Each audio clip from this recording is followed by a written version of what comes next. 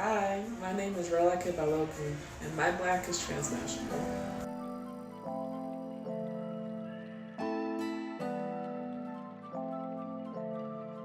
What's up, everyone? Welcome to another episode of My Black is Transnational. And today I have on a special guest, one of my OGs, homies from college, who has blessed us all the way from H-Town with the opportunity to just a little bit about the transnational experience. I have here Ms. Rolake Balogun, who is a consultant for Allergen, first generation Nigerian, but second generation African immigrant, formerly a Shigerian, and now a Houston, which is basically a Nigerian. So, but yeah, well, again, Rolake, man, thanks for jumping on the show and taking this opportunity to talk with me. I've been meaning to have you on for a while. And for those who don't know, she's a high class fashionista. So we're gonna talk about all that stuff. But glad to have you on the show. Yes, thank you for having me. I actually have an update. I actually just gave my resignation to Allergan AbbVie, so I'm off for the next 30 days. Okay, And okay. I'm going to be starting a new role at Google as a program manager. So, Yeah. Shout out to so thank Elevation. This you. that's how you say Happy Black History Month, right? Right, Yeah, right. yeah. Yes. Congratulations. That's Thank amazing. you. Thank you. Thank you. I'm excited. That's awesome. So, well, then, with that, let me not make any more assumptions. I'll give you a couple minutes to just introduce yourself to the audience and let them know who you are, where you represent, and everything. We'll get into it. Yeah, so as Kel said earlier, my name is Rolake Balogun. Everybody calls me Rolly. I am 33 years old, born and raised in Chicago, Illinois. But I always have and always will identify as Nigerian, Yoruba in particular. I'm a woman who loves all things arts, all things culture, all things fashion, beauty, and entertainment. But what I do for work is I'm in marketing, so all things related to digital marketing, multi-channel marketing, influencer social marketing, just trying to get products and information out there. And so I've recently moved to Houston, Texas, and it's definitely been a transition. Yeah. Houston is different, but also the same as Chicago in the sense that people love to have a good time, people love to go out. It's just times three in Houston. But I'm settling in. I'm learning more about the city, and I'm super excited to be on my Black is Transitional with you today, though.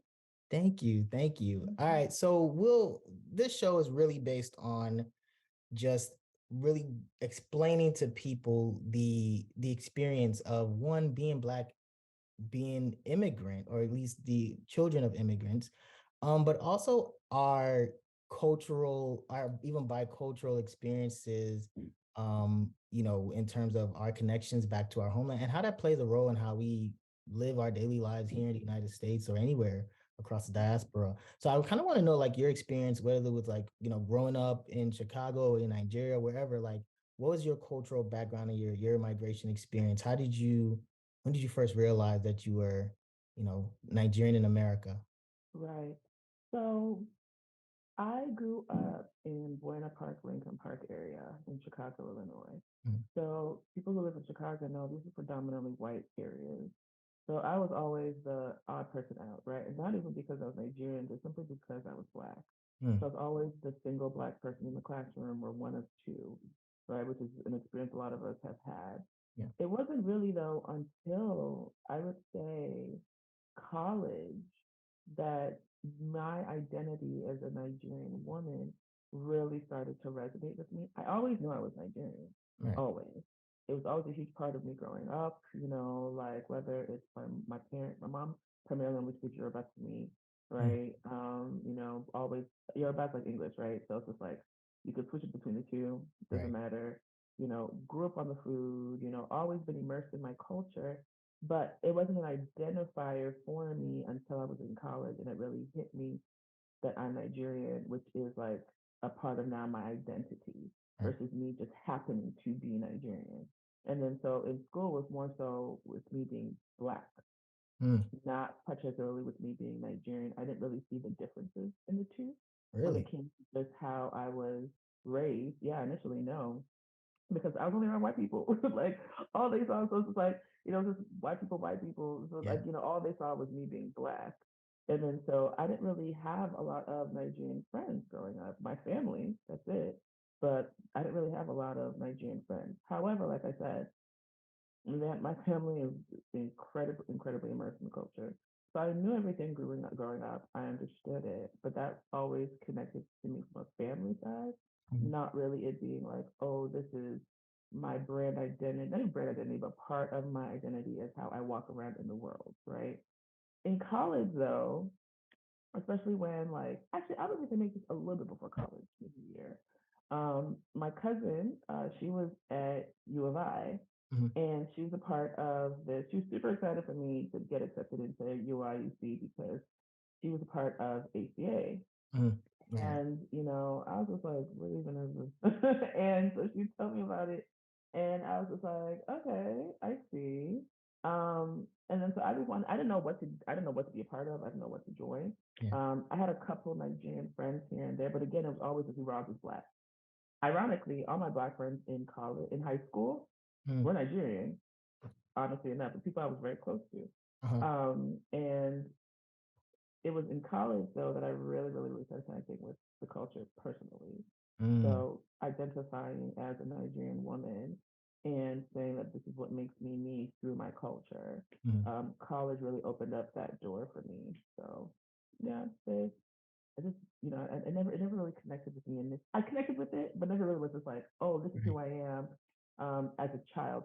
It's just that's just always was. It was what it was. Like, Right. yes, I'm going to wake up and eat ogi that I hate this morning. What you hate Ogie? Oh, I hate it with Oh her. God, Ogie with with akara or something, man. That's Ugh. like Disgusting. Disgusting. Well, that's the only Nigerian food I don't like. Everything else I eat. Like okay. everything else I eat. Like we've been eating stew since we were very, very young. Mhm. But like any other Nigerian child. But like for me to say, oh yes, I'm Nigerian American. This is how I identify. That's the really starting to about like 17, 18. So like you never had that experience of like in high school, you said ironically, a lot of your friends were um, you know, African or at least Yeah. like yeah. And so so was it just an easy relatability? Because I think some people who've been on the show will Hmm. say like, man, we all grew up and we dealt with the name calling and the, the African booty scratcher and all that other, Hmm. upbringing trauma that some of us have experienced. And so you never got that because primarily you're already in a predominantly white space. So it's kind of like the layer of, well, the first thing they see is black anyway. So we can't even. Yeah. Yeah. Now I will say when I was in grade school, I Okay. was bullied heavily because of the fact that I had a bit of an accent. When you're learning English from parents who have an accent, you're gonna have a little bit of an accent. Mm-hmm. And even though I was born here, and then like my mom would do my hair, and it wouldn't be like straight back cornrows. Like these Yeah. cornrows would come up in like a little Yeah. crest, With a little and it puff. just like yes, a little Yeah. big Yeah. at the Little top, bun. and then like your little beads, a little beret. So it's different, right? Yeah. That's probably the only experience that I would say, like, not only experience, but that was a differentiator in Okay. grade school. Um, but again, being like the only, if it's predominantly white, or the only person who was in the same, it felt more so, I didn't have people to commiserate with in grade Mm. school, right? So it was just like, I was that individual who was just different. I didn't realize that it was because of that's just this cultural differences. So it Mm. didn't hit me as a kid. So when I'm growing up and there are other people who were similar backgrounds, we weren't talking about that background. I didn't bring it up often because I just thought that that was just kids being bullies, Right. not because that I was different. I didn't realize that at the time anyway. Looking back, you see that's what that is. Yeah. So my friends in high school, we weren't really talking about being Nigerian, quite honestly. Mm. We were talking like we'd have some stories here and there, like my parents also weren't the my mom is incredibly antisocial. She does not like people. So I wasn't going to parties. We weren't going to 50th birthdays and things like that. Like so I wasn't really seeing and meeting a lot of people. Okay. Which is so funny because my cousin, who is she used to know everybody in Chicago, Mhm. complete opposite, right? Not she's just everywhere. And people Right. know her from, and it's all because we all grew up in Sele, right? So we all went Mhm. to Sele Church. That was. Yeah. But again, it wasn't something that I was identifying as, oh, this is because I'm Nigerian. It's just this is life. And so I wasn't talking to people about it. I wasn't learning more about it from other people's perspectives. It was just that's just what this is. Mm-hmm. So in high school, we just it just so happened, but we never really discussed it, quite honestly. Um, yeah, and I wish I did have more of that growing up, because it's such a huge part of who I am now. That like I wish I had those conversations as a kid. I think I would have felt more included than I did growing up. I always kind of felt like the odd man out. So did you ever go back to Nigeria when you were younger, or was it until you got older? It was a lot when I was very young, but too Yeah. young to remember. Okay. So like I remember some small things here and there, just because of my grandfather passed or my Mhm. grandmother's birthday, or when I was young we were in Nigeria a lot. But growing up, never, never, like never after I would say probably like 4, Oh wow. did not go back to Nigeria. And then a lot of my family is here. Mm. Like a lot of my family is here or in the UK. We go Right. there. My grandmother would always come here, Right. so we didn't really have a reason to go back often. Um, and then my grandmother passed in 2010, Oh, so that was a trip that I actually was not able to go on because I forget why I was able to go on that trip. So that's something that's also been missing in my upbringing, is mhm. actually being in Nigeria. I planned to go this December, um, but it wasn't something that I grew up doing, going back and forward. But Right. very, very young, yes. And I still remember some small things here and there. I remember my dad choking on a fish bone. I hate fish. Really? Like because I I, choked on a fish bone. I choked on a oh fish bone when I no. was younger. And so like I shouldn't say I hate fish, but I'm very cautious when it Yeah. comes to eating fish, specifically like the type of fish that Nigerians eat a lot. So Yes. Yes. with the bones that are heavy, right? Yeah. You Yeah. so I try to avoid it as much as I can. But yeah, so that's my I love fish. Yeah, I could because I remember like how scary that was. I just remember him like hacking over a sink or something. I don't know what's going on. I was just like, whoa. yeah. And I still remember like what my grandmother's house looked like. I still remember things like people making like pounded jam, like Mhm. real pounded jam. And this cake in particular that my grandmother had, like for her birthday. I don't know. I've never had it since, but I remember the The taste. fact that you remember the taste for decades on end, like for real, it's I been like let you know how sad I am. it's been like 3 decades. I Like know. you even don't remember. Literally 3 decades. I That's think I was 3. that's powerful, man. Like, I hate to And I've know. not had it again. I want it so badly.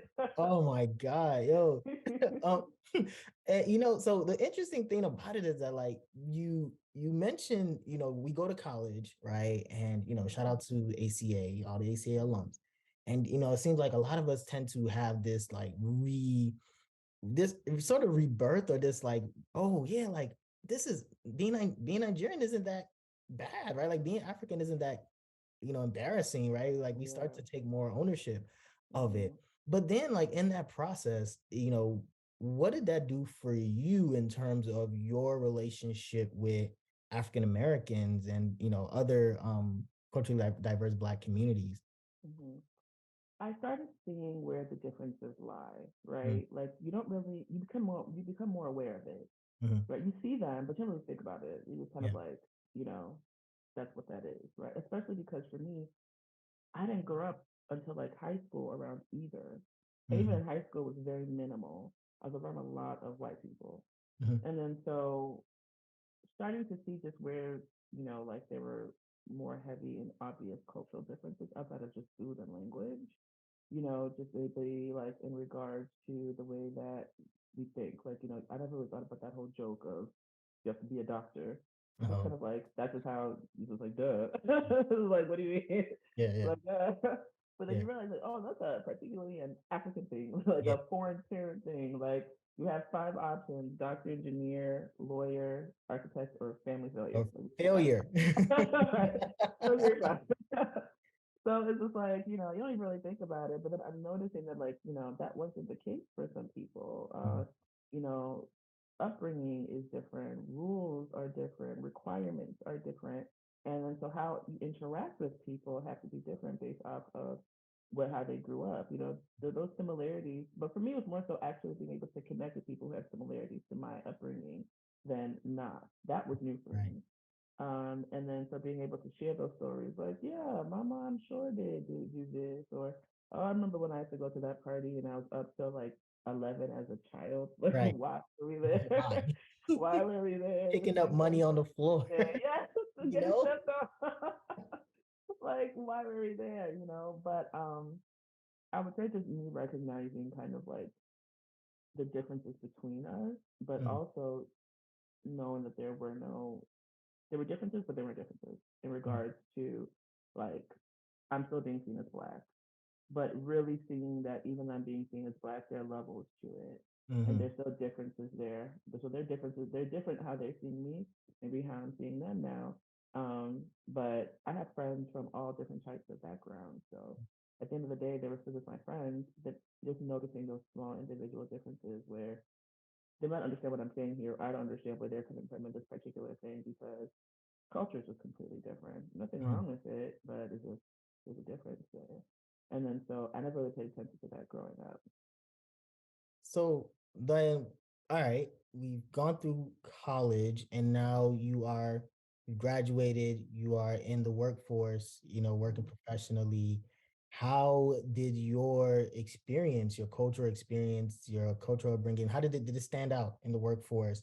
It In definitely terms of did. just being not just being a black woman, but a black Nigerian or African woman. Like how does that start to play out for you? It definitely made a difference. And I'm so sorry my battery's about to die. So just give me just 2 seconds. Let me Oh, get well, my yeah, for charger. sure. I'll pause it. All right. All Okay. right. So I was just asking where you are in terms of like in the workforce and hmm like how does it stand out and everything? So going back to actually the college question, right, and how this actually I started to see this even more so in the workforce. Hmm. So in college, I have a array of different friends. I remember actually one night we had this game night at my house, and there was a conversation about being black versus being African American, and how they would sometimes feel like Africans look down on them, right? Hmm. As they feel like people are having these conversations of like, well, we're better than, Yeah. right? But then I got into the workforce. I'm having this conversation like, I say that. Like, what do you mean? Like, you feeling like you're like, what is like we're black? Yeah, what are you talking about? As a matter of fact, I hear more Africans talking about being bullied growing up. Hmm. The whole African booty scratcher comments Hmm. and making fun of your hair, the way that you talk. When I was a kid, I used to say salad instead of salad for the longest Right. time. So I'm just like, what are you talking about? I didn't think it was a conversation that needs to be had. Mm.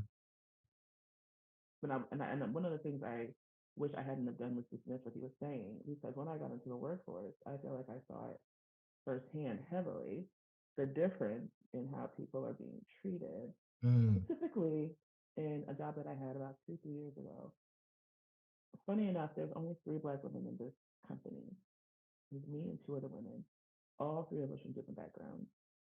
One girl was more, I think she's biracial.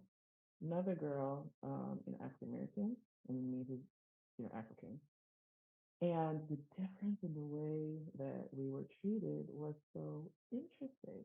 And I Really? find this in interviews when I would say, "Oh, is this where are you from?" It's always a question I would get. Where are you from? I'm Nigerian, and there would be a difference. I would see a shift. It was Huh. very interesting. Yeah, I would see a shift where people would be like, "Oh," and they would start asking all these questions, and like their interest just like peaks a little bit, right? I saw this article about like Nigerian somebody and this little boy who did it. We see it. It's great. It's there.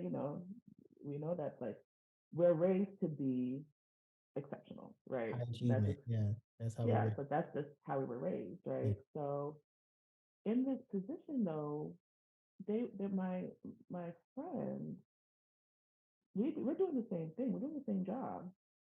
But they would actually dismiss anything that she was saying. She'd been there longer than I had been. And like they just did not treat her well. I could say the exact same thing that she was saying, And Austin was like, "Oh, that was a great idea." And I was just like, "Well, I got it from her." Like, I got it from her. Right. I noticed that they're actually now this might not be everyone's experience, and I'll just say this like this is my personal experience. That like now it doesn't mean that I'm getting treated the best, you know, Right. like it doesn't mean that I'm out here being red carpet laid out because I'm still a black woman in the workforce, right? I'm still Exactly. dealing with a lot of BS, a Yeah. lot of things that people do. But I did notice that there was a bit of like people stood up a little bit more and they seemed to listen to more of what I had to say when they realized that I was Nigerian or African, right? And that was so interesting to me um, in the workforce. And I was Mm. just like, that's when those differences really started to click and what maybe somebody was saying and then I would talk about it with others and they'll be like, well, duh, you know, we're Nigerian. And the response, I'll be Right. like, okay. Yeah. But Like. we see that there's a problem, right? But then like there would be sometimes agreements based off of someone's background versus their achievement. Mm. We have plenty of people who are from different backgrounds who have achieved. But then I saw that there was a little bit of prejudice there for some people and not for others. And then so that was a conversation I started having with my friends and family members. I remember one time somebody I knew was saying something and they were just like, well, of course, this is what Nigerians do. And I'm proud of not being Nigerian and I'm great. And I'm just like, that's fantastic. And I'm just like, but we can't say that they can't simply because they're not. Exactly. It makes sense. It's like that you cannot determine because we've met plenty of people who are not enough anyway, who are like not I don't want to say bums, but a little bummy, right? Like not doing anything, right? They're not Mm. they haven't I don't think they're not doing anything, but they have not necessarily hit any of those achievement marks, and that's okay. Everybody's situation is different. But Exactly. simply to say that because somebody is of a certain background that they cannot, I think is an area that we significantly need to improve upon. I'm proud to be Nigerian, and I will always say, like, okay, first thing anybody asks me, I'm Nigerian. Right. But I think it's an important conversation to say that, like, to have about how we discuss those issues or those differences with our Black peers Yeah. within the workforce.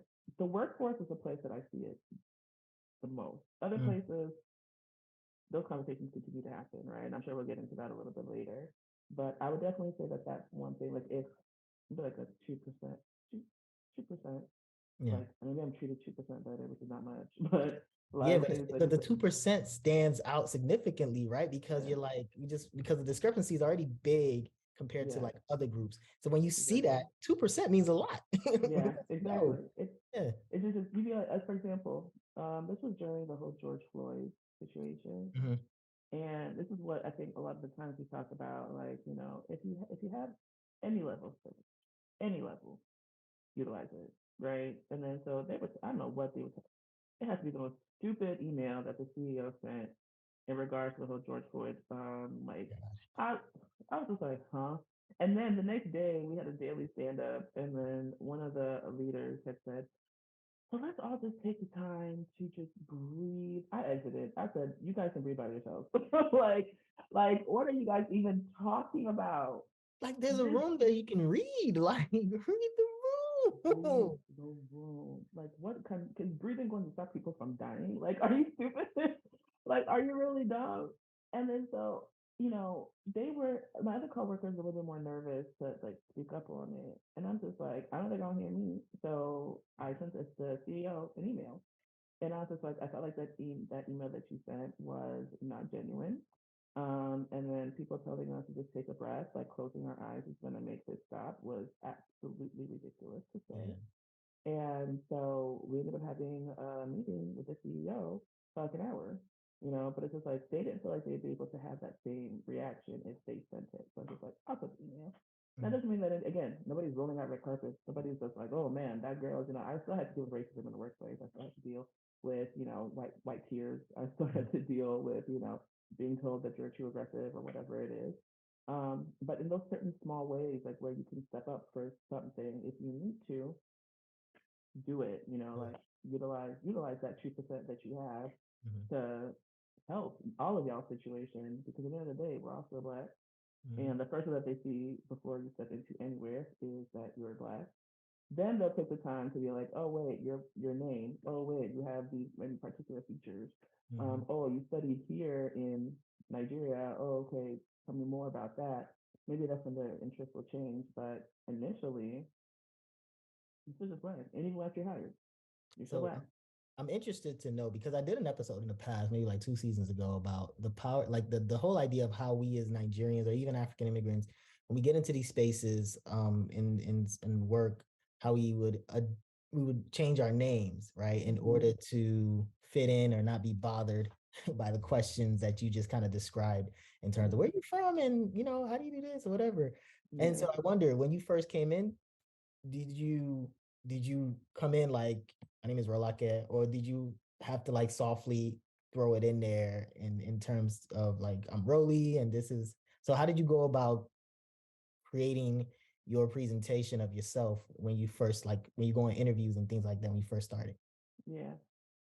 Yeah, it's actually funny because that same job that I was just talking about, culturally, this is one of the probably the most interesting jobs that I've had. Mm, Before this job, I actually always came, my resume, everything legally, my name is Debbie. mhm. And that's how everything was. So my resume, it was Debbie. On my everything, Debbie, right? Ooh. And then so you get the, actually with this particular job, I had started to wanted to put Relica on my stuff because first of all, I hate the name Debbie. Like I hate it. And then it's like thanks dad. And then again, as I'm growing up, my my culture, especially in my 20s, I really, really started connecting with my Nigerian culture, like Mhm. personally. And I wanted that to be on everything. Like that was always my plan to change my name legally in the first place. But why don't I just start introducing myself like that, right? Mm. I applied for this job. I didn't. Nothing happened. Like I didn't get a call back. I didn't get anything. 2 months later, reapplied. The only thing I changed on my resume was my name. Just back to Debbie. I got hired. What? Nothing else changed. Nothing else on my resume changed. So it makes a difference. That's what I'm saying. I'm just like, there's a 2%, like the 2% treat a little bit better, but still not that great. Still not that great. So, but then when I got to the office, they were all calling me Debbie, and I'm like, do not please, like, Rolake. And then so they changed my email, they changed everything to Rolake, and from then on, I started my resume. I changed it back to Relica. I for every job that I've had since then, and same thing with my new one. It's Relica. It's like I know you can figure out how to say it. You can say Schwarzenegger, but you can't say my name. Like it's very Exactly. simple. Exactly. That's the part that always, that's the part, that's kind of where I also kind of had to make that, I had to put things in perspective. Like our names aren't that hard, right? Because for They're me, I not. used to start off like, man, call me Kelly. Then everybody, Kells was more like familial terms, initially like Hmm. people, like my homies in college and everything would call me Kells. And Yeah. I didn't care. But like when I was in, high school, in grade school, my like baptism name was like Kenny. So they called me that. And I hated Hmm. it. Like the more I think about it, I hate it. Because the thing about it is that Yeah. like you have to create like a different personality essentially, right? Like you Yes. create a different persona to try and present yourself to the world as whatever this Exactly. name is, right? And so I used to hate that, and then I got to this point where I was just like, man, I started seeing like some names that me stuff like, the Like names wait. that starts with like a ZX and then like Yes. KSKY, and he'd be like, this is Ziski, and he's like, wait a minute. You mean ZSKY is Ziski, but you say Right. that so fluently, white So man. But easy. like someone to say like Aditoro or to say like or Aditoro, something like that is Aditoro. like, I can't say that. We're just gonna say OG. Oh, like Yes, what? Stop it, yes, right? it drives me crazy. Like I had a coworker, her last name was Learning Horner. What? You guys say Learning Horner, but my logo is difficult. Like, and it looks like Like what it sounds like. Like my name looks like what it sounds like. exactly. I've heard so many different variations of my name. Rolake, Rolake, Rolakey. And then like the thing that would kill me was that I would correct them and they would still keep saying my name incorrectly. And the same thing that you said is like the persona changes. Mm-hmm. Like when I'm at work and you're like, my name is Debbie. And Or you like, and then you got a code, you got your code yes, switching happening. yes. The Yeah. code switch is like, but then I felt definitely more myself when people were now calling me by my name. The name that my mother gave me, you can now call Mm-hmm. me that name. Because then it's just like I felt more free and I saw myself being more vocal actually, because I could be myself within the workforce when they had my name. Like then my name correct. So learn how to say my name. We're gonna be fine. I'm actually responding now when you're talking to me Mm-hmm. because it's like I'm hearing my name often and it continues to add to that pride that you have of who you are. And I've really, especially, in my late 20s into now, I've been on a huge searching self ownership journey Mm-hmm. of really, really like standing in who I am. And my name is a huge part of that. So that's something that I just don't negotiate on. And then and I'm sure there have been jobs that I've not gotten called back because they don't even release my name as a cushion. Yeah. But I don't want to be a part of those companies anyway. Yeah, exactly. You don't want to be in a space where they're not going to value Yeah. authentic. Because I think about like our parents put a lot of time and prayer into name. Yes. You know what I My mean? name And means so it's a something. community thing, right? And so if you Yeah. kind of go back and think about it, like especially when it comes to like the process we had to like naming our Yeah. kids, and it was like it wasn't an easy thing. Like it was just like, oh, we just gonna name this, like we really had to think about what it meant and what this Right. meant to us. And so I started to reflect on it, like, nah, I can't just go and just be like, oh, don't call me this, like Right. call me by my nickname. Like, no, no, no. Right. That Yeah. cool. Like so, and that's kind of what my approach has been. But just to kind of keep the conversation going, right? You brought Mhm. something interesting in terms of that debate that we normally have.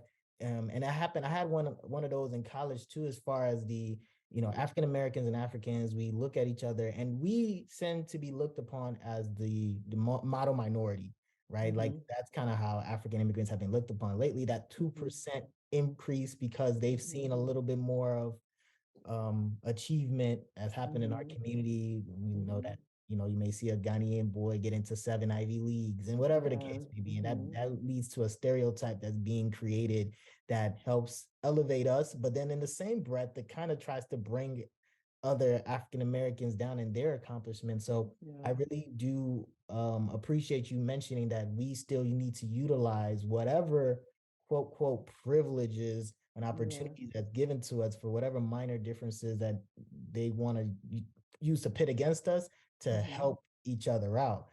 And so now I kind of want to shift it from the workspace because I think we can really unpack that. But I really want to get into the things I know you're passionate and interested in, which is like fashion and movies, right? So I Mhm. want to know like how we'll talk fashion first because I think there's something to be said in terms of course, the roles that women play in dictating the or being the thermostat when it comes to the fashion world compared more so to men. But I wonder, Mhm. how did you get into that? What influenced it? Was it your African side? Was it your American acculturated side? Like what was really the inspiration to your fashion? And how have you like mended or combined both if you have? Yeah. So the reason I got into fashion is actually my dad. My dad's a huge ham, and he's always loved fashion. But what he always did is he always liked for things to be unique. So there was a lot of culture in it for me, especially because if you think about it, if there's a party, if there's anything, all you have is just material. You have your list. Mm-hmm. So you have to go and then design what you want. And so as a kid, it's my parents making me my clothing. And my parents deciding what we're going to be putting on. But my dad is the one who really would look and be like, I don't want this to look like everybody else's. And then Mm-hmm. so he would now start picking and choosing certain elements to put together for our little outfits. And like they were always big or I've always been such a girly girl. Like I've been a girly girl since I have this pictures of me as a kid, like just like over here, like posing like this, because That's good. I just always just like to be dressed up. And then so the mixture of that, and then my dad just always being like, yeah, no, let's switch this up just a little bit, really got me into fashion.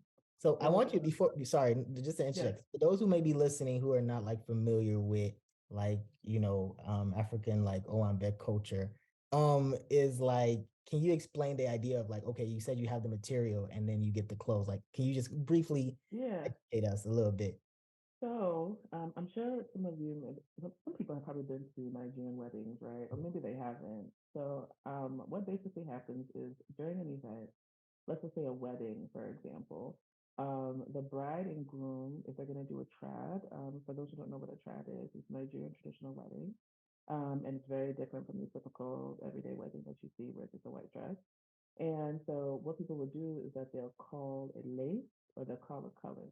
By Mhm. that they mean that they want their particular side, so the groom side has a particular lace or color, the bride side has a particular lace or color, and by lace we mean this is literally 6 yards, right, of a Yeah. particular material.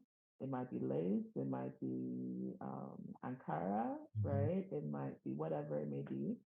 Usually about 6 yards is what people will get, and you'll pay for it, and you'll get your lace or your Ankara, and then you'll take it to a tailor, and then that tailor will now make your outfit based off of whatever style you give them.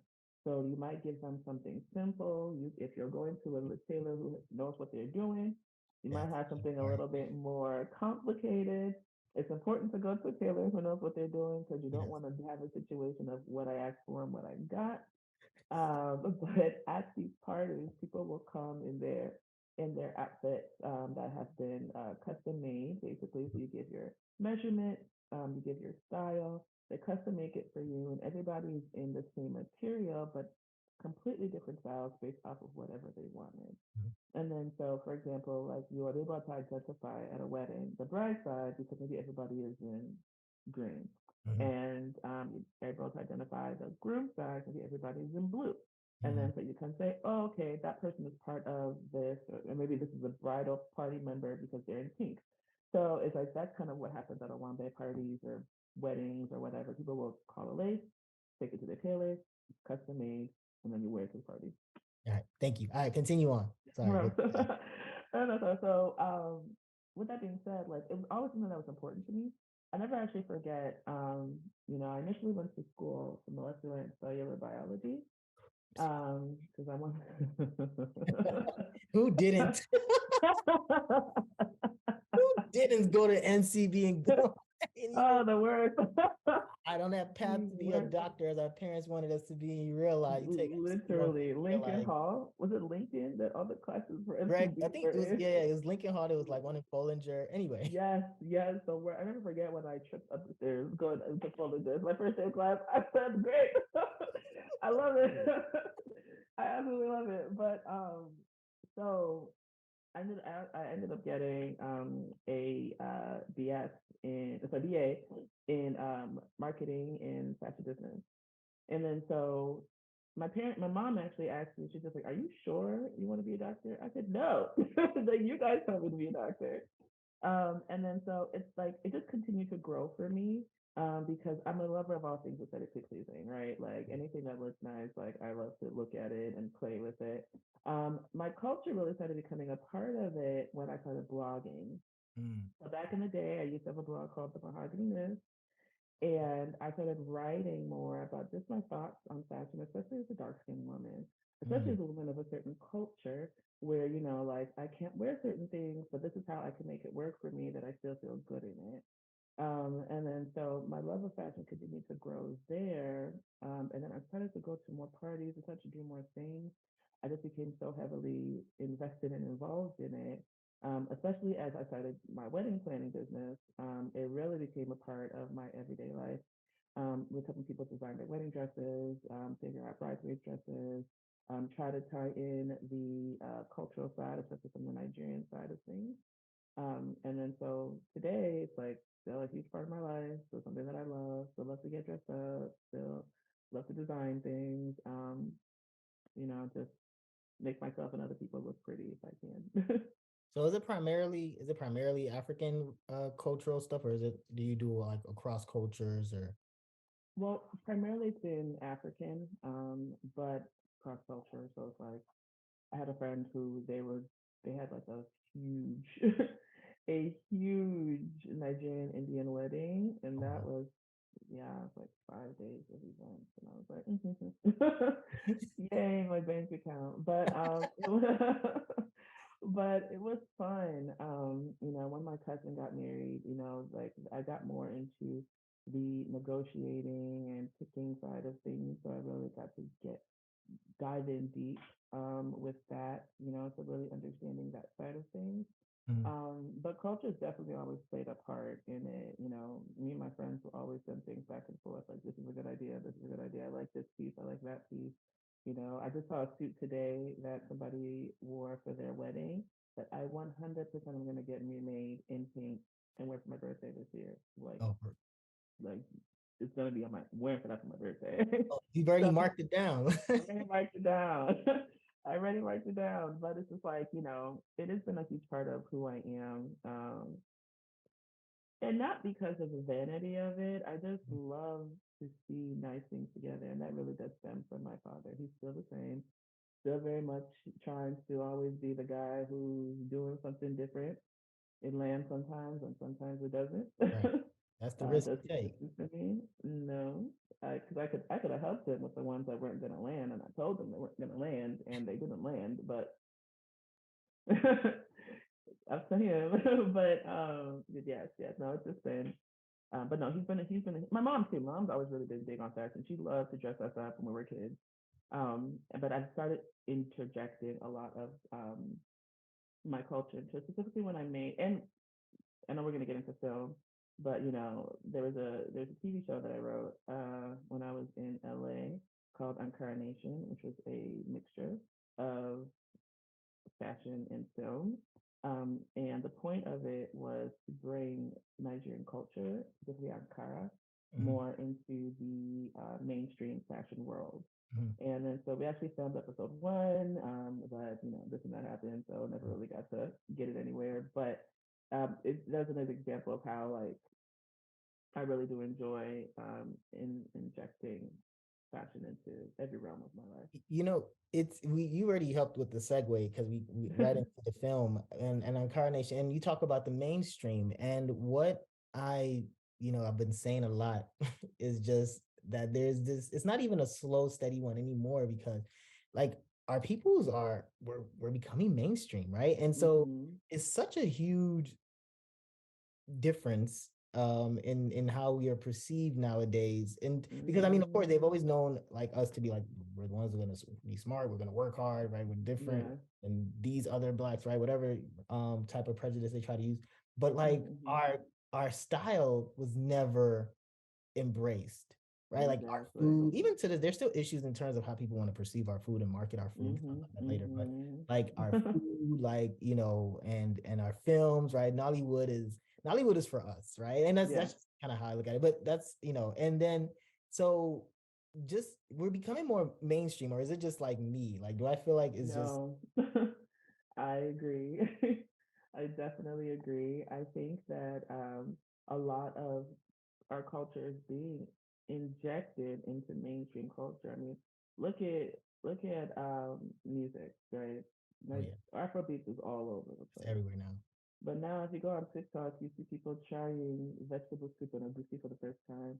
Now, it's sometimes annoying because people just, man, and people are like, yeah, nobody told you to eat it. Right. But it's Yeah. like, but at the same time, it's really cool to see how, I mean, and it may just be a trend, it may be long term, but it's really cool to see how people are starting to embrace specifically Nigerian culture, and want to learn more about it.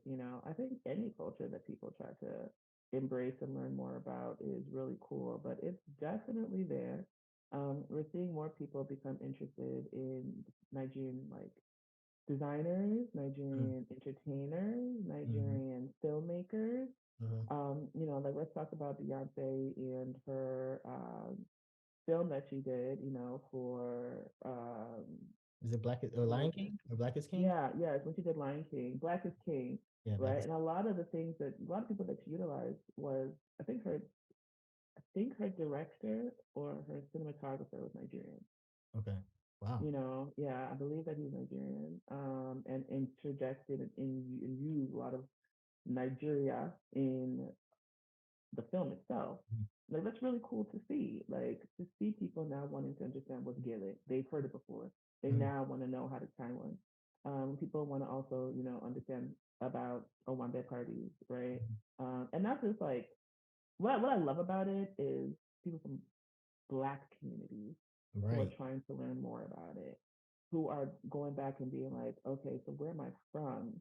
The Circle Festival that Bozema and I forget the second person who created this 3 or 4 years ago that has people going back to Ghana to learn Mhm. more, to reclaim a lot of things. And I think that that's the most powerful thing about it.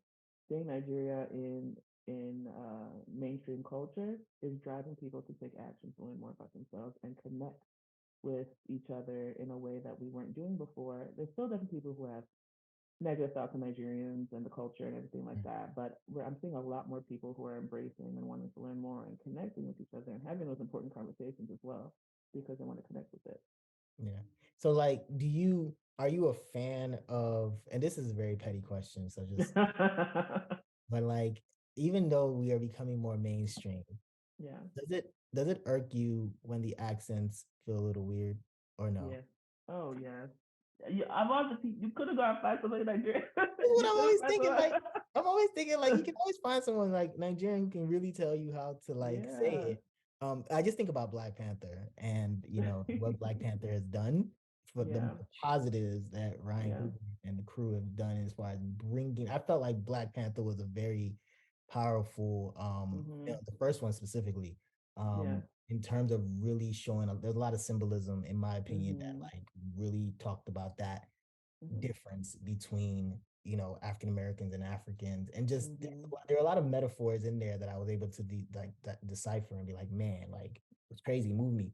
And so I think about like where we're headed, and to me, I feel like, okay, is this a tool that we can truly use to help, with us being mainstream? Does it help us bridge the gap, or is it just doing more now to separate us in terms of, okay, this is another episode, this is another case of us raising the Black Mhm. immigrants and not Mhm. still raising the African Americans and the ones who've helped build this country literally? So I just want to know your Yeah.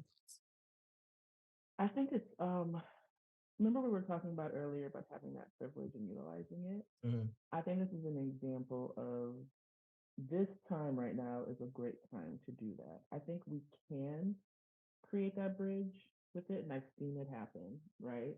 I've also seen the opposite, where, people either feel like, for example, talking about how, some people are their ancestors' wildest dreams, right? Mm-hmm.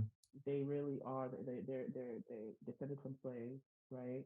And they have not been afforded opportunity here simply because they're black. We talk about things like redlining. We could talk about, simply just existing within racist communities that will now try to drive down your values simply again because you're black. They hear a certain name that may not necessarily be a mainstream name, but they consider ghetto, and now they mistreat you. We don't have to deal with that all the time. We still have to deal with it because at the end of the day, I said I'm a black woman. People are going to see that first before they see anything else. Mm-hmm. But because my culture right now is being considered a mainstream, let's even say trend right now, right? Yeah, that's a good point. Like there are times when people get excited simply because I'm Nigerian. Utilize that privilege to help build another community up. So if we see that, like, okay, for example, I tried to be super vocal last year in my company with Juneteenth. I joined BBN, which was the Black Business Network. And Mm-hmm. I'm like, I can do that work because maybe I can get more people interested simply because. Now, does that necessarily always happen? No. I think that the bridge, as long as conversations are happening and they're happening with good intent, Mm-hmm. I think the bridge can definitely happen. For those who then utilize it to say, I'm better than you, or for those who may feel like it's not fair that, Black communities that aren't African are not being treated the same way. Mm-hmm. Is I can understand the pain. I can understand the discontent. I can understand why, but I think as long as we're having open and honest conversations and we're willing to listen to each other, a bridge can happen. I've seen both happen in the most extreme ways. That's why I can't really say one or the other. But the fact that it's even happening with small, like the smallest bridges are happening, like those going back to Ghana for the Triple Festival, right? Those who want to learn more about the culture. Africans who are trying to have more open and honest conversations. I see my dad, right? Like my dad, used to think one way, and his whole thought process has changed. Mm. Over the past, I would say like decade, but specifically over the past 5 years, where he's really seeing the differences in how people are being treated, Mm. and then having those open and honest conversations with other Nigerians, like this isn't okay. Taking certain words out of our vocabulary, that's Mhm. also going to help the bridge.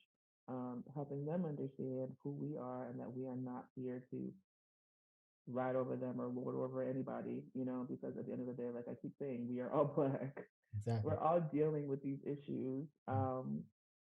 So I'm hoping that a bridge will happen. I'm hoping that a bridge will continue with this. Let's just even say it's not a trend, which I think it is, but let's just even say this isn't a trend. This is a long-term thing. Yeah, fingers crossed. I hope so too. Yeah. Because it's just like, let's all just talk about it. Like I wish I wish more conversations like the one that we're having was happening. I wish people would listen to each other. I think that's the main thing. It's fun to be the person that is popular, right? Is the new shiny toy. Mm-hmm. But hey, we don't know how long that's going to be, right? Because there was a Exactly. time when there was Caribbean culture. Everybody wanted to be Yeah. a part of it. Yeah. Everybody wanted to be Jamaican or from the Bahamas Yeah. or whatever. Yeah. Um, so who knows how long it's going to be here? But Yeah. you know, Yeah. we That's just kind need of to where get I was, there. that's kind of my mindset was like I'm liking it, but the not pessimist, but like this I'm very, I don't know the word that I can really say right now to express it more so than just I'm very cautious in terms of, or skeptical. That's the word. Yes, I'm very skeptical. skeptical in it because I'm thinking about what happened. We had that phase where it was Sean Paul in it, it was Elephant Man in it, and every like we were really we were all at that point, Yeah. from the West Indies, and we were all the reggaeton, that there Yes. was that Yes. vibe, right? And so, Yeah. and that was a cool thing for a while, and so it's Yeah. like, okay, well, so is this just like, is this a trend, or is this Yeah. or is this going to be part of, is going to be interwoven into not just Black culture but world culture? And Yeah. so that's kind of been one thing. Now I want to just kind of, before, I know we're getting ready to wrap up soon, but I want to just kind of pick your brain in terms of your experiences regarding being a Black, Nigerian woman growing up in America. You haven't been back often, but you've been very acculturated to Nigerian ways here in America, right? And that's Mhm. due to your upbringing.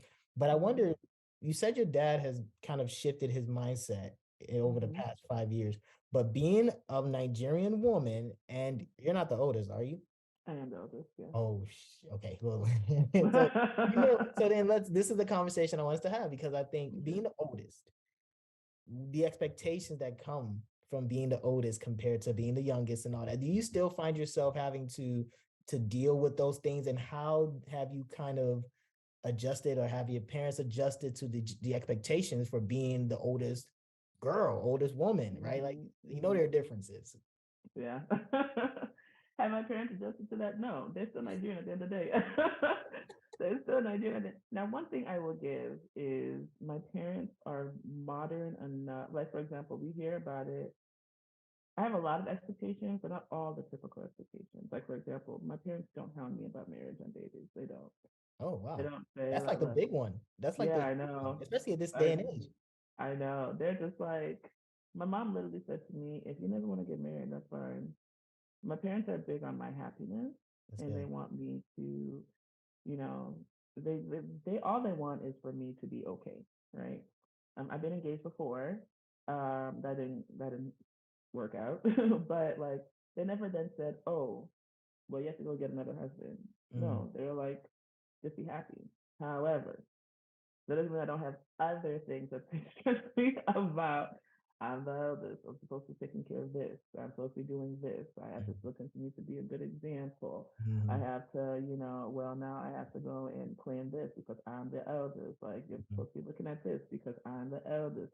So I still have a lot of stresses because I'm the firstborn and the first girl. Mm-hmm. Um, you know, my brother, the youngest is my brother. Okay. I have two brothers and a sister. And the boys, my youngest brother, he's a gentle giant. He's actually a sweetie. But there definitely still some ways where I'm just like, if I ever did that, wow. If I ever, but that's, yeah, so they shift, like, they don't have, I won't say that my family is like your typical traditional Nigerian family in the sense of like where you hear, well, even like it's just the stereotype about weddings and getting married and everything. They don't stress me in that way, but I definitely still have a lot of the first child expectations of showing the way, and I have to do this, and I'm still the one being experimented on. Mm-hmm. you know, Trial and um, error child.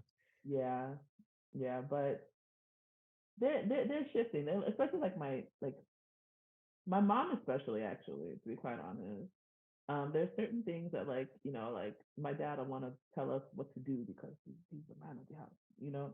Of course. But my mom was like, they're adults. Like, leave them alone. They're adults. And it's like a lot of the times you'll hear those situations where it's just like, well, because I'm your parents, like you still have to be the one telling you what to do. But my parents aren't really like that. But like, especially when it comes to like maybe like financial responsibilities or Mhm. you know cooking and cleaning and everything. But I'm blessed to have family members that don't necessarily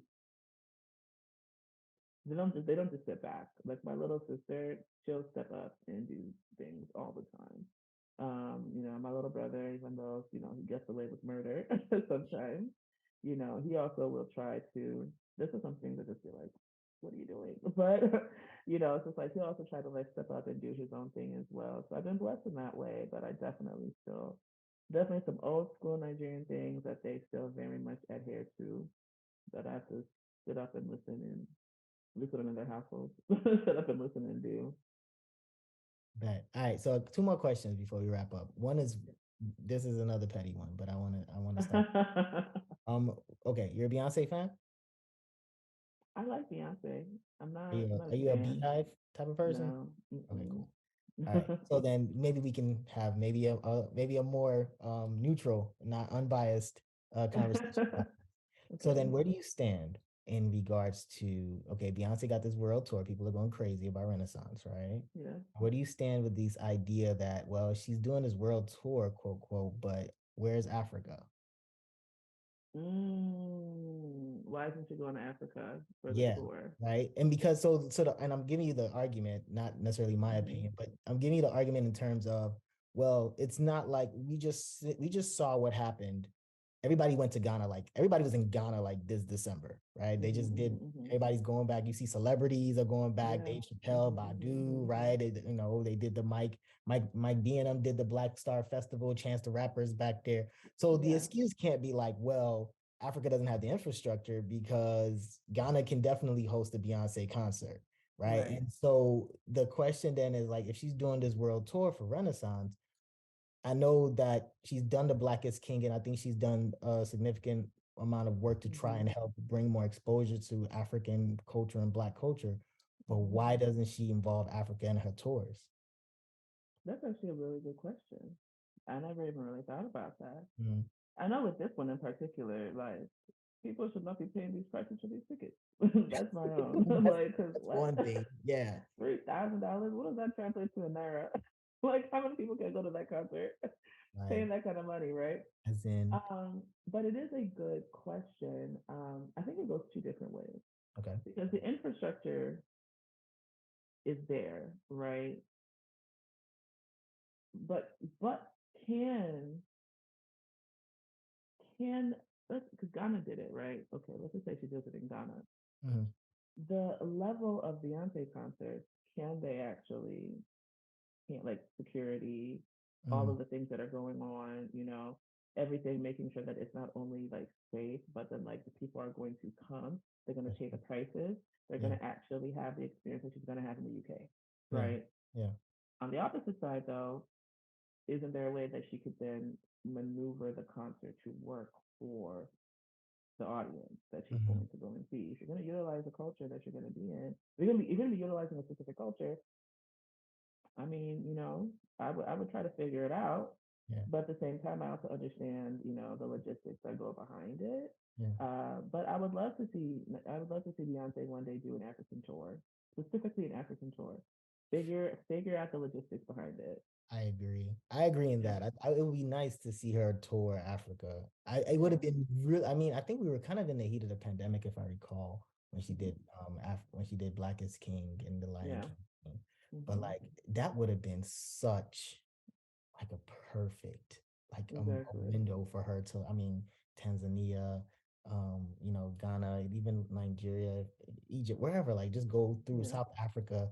I really thought that would have been an opportunity for her to do all those things. Yeah. um but yeah, it just, I appreciate you answering that question. I just thought about it at the top of my head, like I didn't know if you were a beehiver or not, but the Yeah. question, I was like, I gotta ask first. Because she could have done it in South Africa. I mean, South Africa hosted a whole World Cup, right?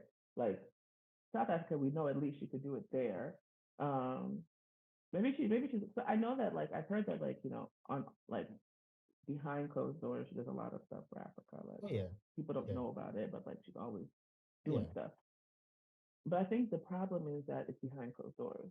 Hmm. So people are feeling like, well, when are you gonna actually like come and show us for real, for real? Yeah. So I think if she could have at least added, if she's not sure about West Africa, I can even understand, because the BCG has that sometimes, right? Yeah. But like South Africa, South Africa definitely Should be, has right? the infrastructure. They hosted a whole World Cup.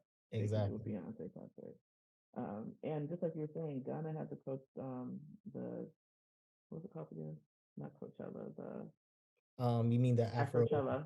Afrochella? Afrochella, yeah. So even if it's from that particular perspective of doing it like the Afrochella thing, then it might not be necessarily at the same. But all I keep saying is Beyonce better be going into retirement with these prices. That's all I'm saying. Like this better be her The last amount of tour. like $2,000.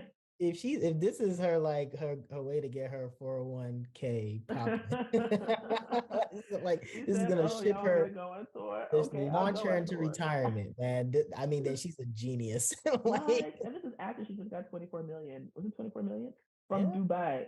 Like, yeah, you just got 24 million, and now you're yeah. trying to get 24 million from just one city Uh, in the United States. Like, man, $3,000 for standing room? For I'm confused. standing room, yo. Like I'm my brother, I confused. know is gonna be listening to this. He's gonna this boy, he texts me, he texts us like, and as soon as she announced it, like, does anyone have a Citibank? This is an SOS, right? Like he's a huge Beyonce. He's always been a Beyonce fan since Oh, I love it. shorty. So this was like, this is an SOS. I need to know, do we have, does mom have a Citibank? I need to get this. Just like, bro, I uh, think mom, you might want to talk to mom, but I don't. Yeah, so 3,000, That's man, it. Yeah. No, $3,000. can't do it. Go look. Go. Let me go buy a purse instead. At least that one's gonna be. Let me go and invest in something. Let me go. Let me go on a trip. Right. But I also A whole understand that trip. Oh, you could do a whole trip in, a like, the whole Maldives trip. for like Thank you. I man. could go to Japan and enjoy myself. But I'm not a bay or beehiver. So like I get it. Like, is there anybody I'd do that for? No. But I'm also not a big concert goer. So I Okay. don't really understand the whole love of it that everybody has, but to each his own. Spend your money how you Yeah. Now you like. said Japan. Are you big? Like, is Japan always been, like, Japan's always been a place I wanted to go to.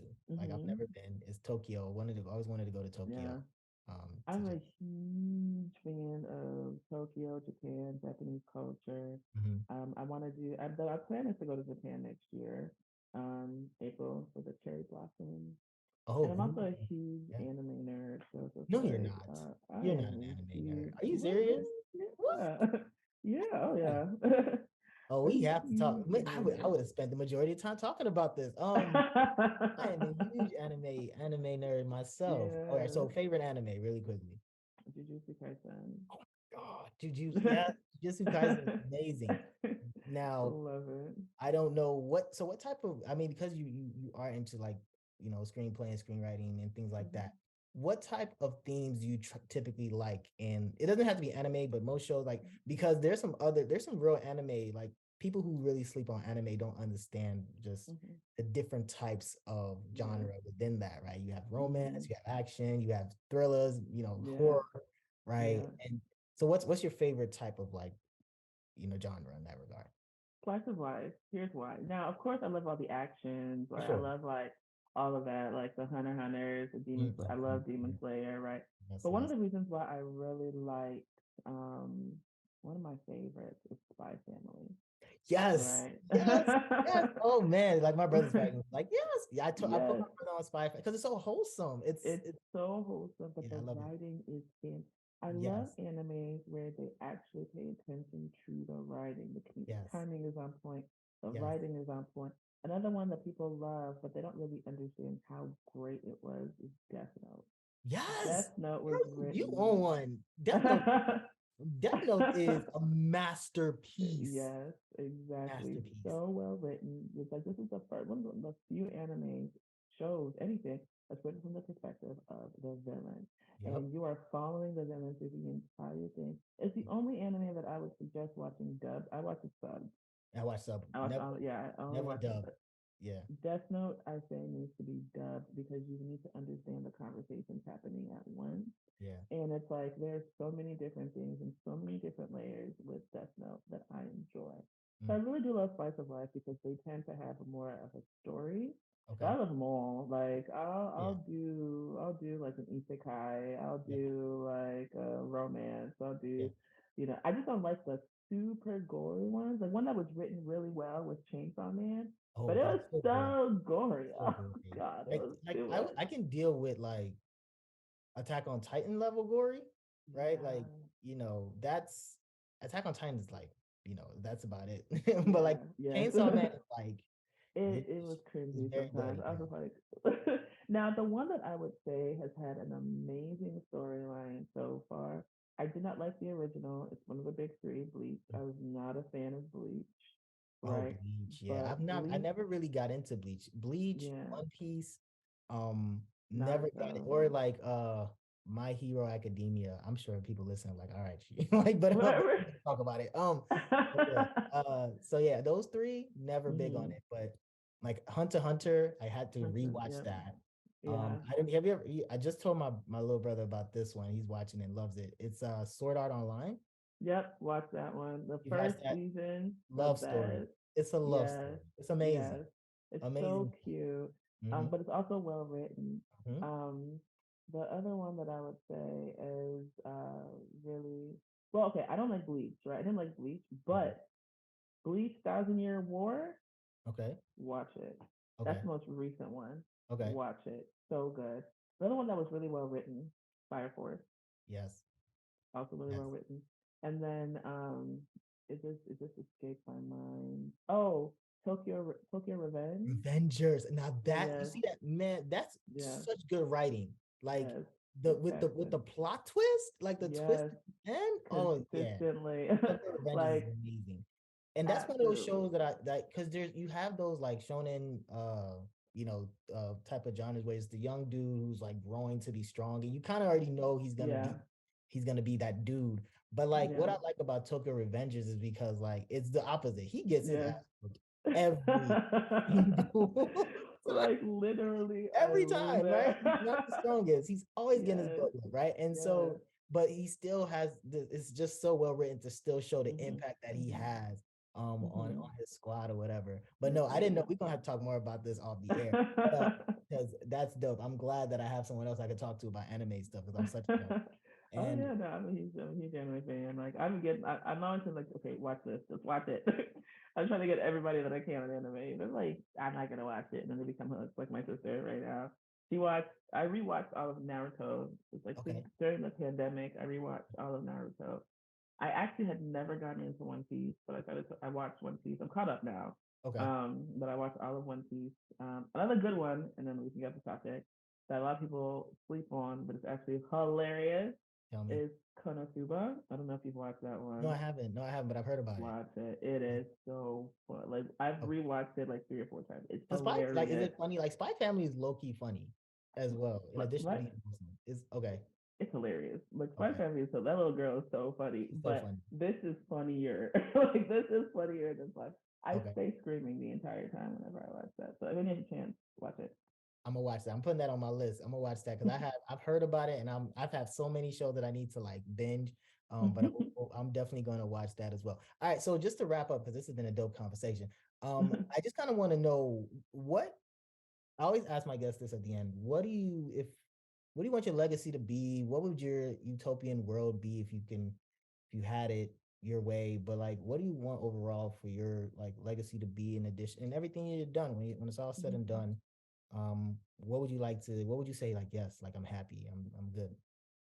I just want people to be like, she was here, right? Mhm. That like they remember me as a person of ease and peace, but also like complexities, right? So, that I'm able to have complex conversations, that I'm able to think of things outside of the box Mhm. and always find a solution. I'm not the kind of person where I'm just like, I need to leave the world with this crazy mark that Right. cure cancer.